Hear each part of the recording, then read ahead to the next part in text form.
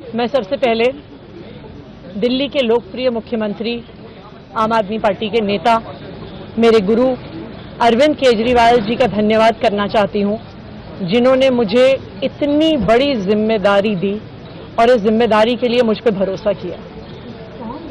ये सिर्फ आम आदमी पार्टी में हो सकता है, अरविंद केजरीवाल जी के नेतृत्व में हो सकता है कि एक फर्स्ट टाइम पॉलिटिशियन एक राज्य की मुख्यमंत्री बने।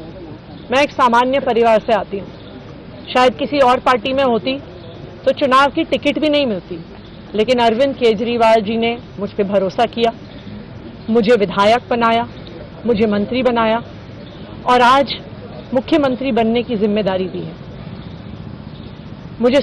मैं खुश हूं कि अरविंद केजरीवाल जी ने मुझ पर इतना भरोसा किया है, लेकिन जितना सुख आज मेरे मन में है, आज उससे बहुत ज्यादा दुख भी मेरे मन में है। दुख इसलिए कि दिल्ली के लोकप्रिय मुख्यमंत्री, मेरे बड़े भाई अरविंद केजरीवाल जी आज इस्तीफा दे रहे हैं।